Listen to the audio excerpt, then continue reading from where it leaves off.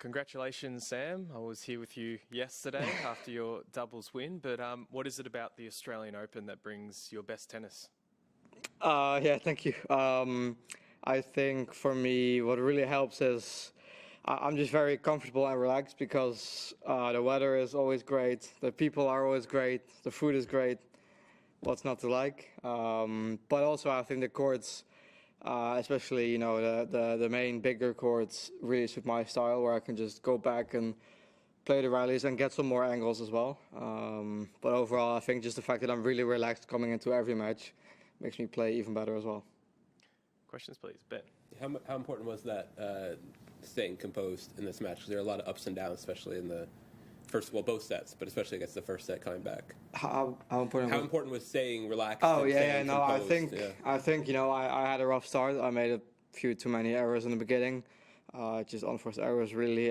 But I always know that there will be a point where I will start to grow back in the match. There's a lot of matches where I'm down in the beginning and then I find my way into it. And once I'm locked in, then I stay there kind of.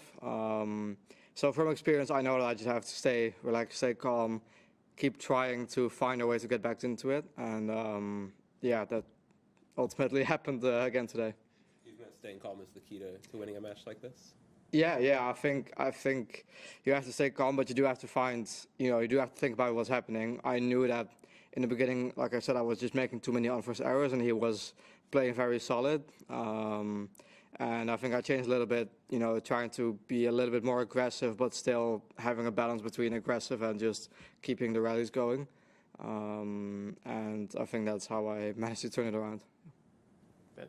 Yeah. Congratulations on both your wins.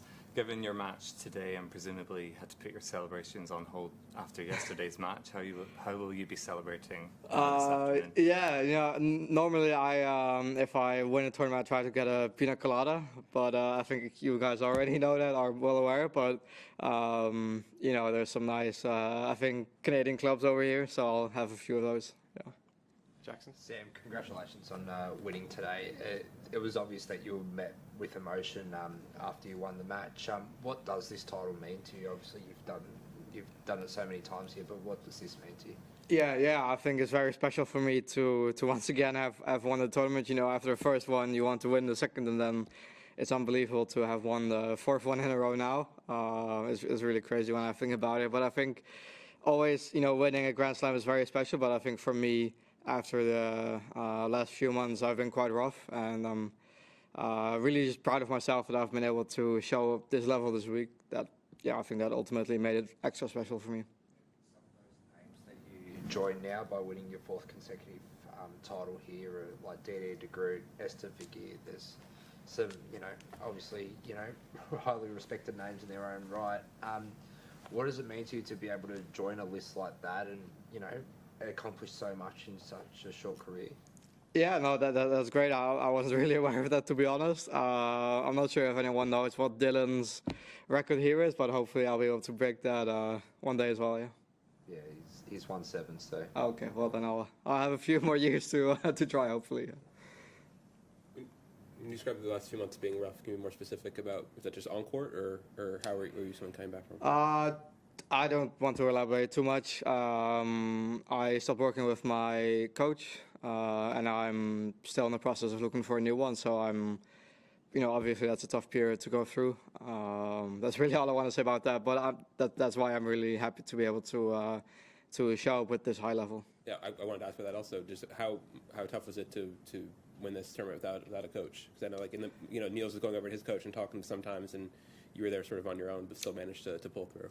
Yeah, no, I think it's difficult in the beginning because, of course, you're used to certain things and having a coach next to you. But I think ultimately it's really going to benefit me in the long run because I'll really have to think about everything myself, and that's really just going to make me a better player overall. Sam, you spoke on court about showcasing the match, or how the match would showcase tennis at a high level.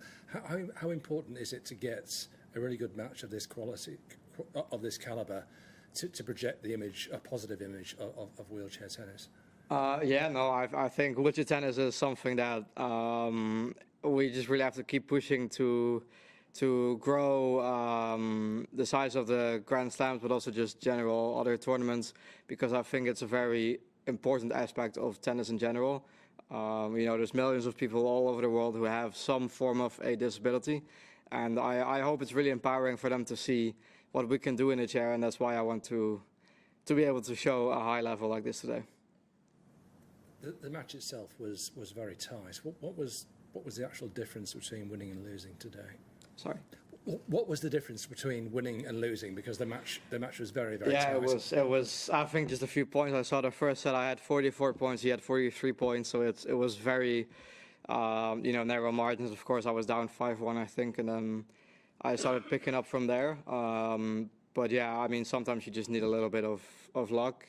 But I think ultimately for me, I know that if it's really about the important points, I'll go for my shots, and if it works out, it works out. If it doesn't, then it's unfortunate, but I'm not going to, just keep endless rallies going or anything. I really want to play a high level. When it comes to a key shot, do you believe in yourself that yes, you're going to win that shot every time? Yeah, definitely. I mean, I was, of course, I had I think one match point maybe in the second set of 5-3. And it of course it hurts to not get that in that moment, and there's been moments where I've had match points in Grand Slams where I haven't converted it to actually winning. So I think I also have that experience now that I have to take some more time, and even then from going 5-3, 5-4, 5-5, and then I don't know what the score was in the end. Was it 7-5? Yeah. But I think ultimately for me, I know that I just have to keep fighting and keep going for my shots, because that's, going for the winners, being aggressive is what my tennis is about. And there's no point in me to change it up all of a sudden in the important points. Obviously, you were speaking about how there were some points in that match that, it sort of went either way, and it was about getting on top and getting those points sorted. When you're down 5-1 in the first set,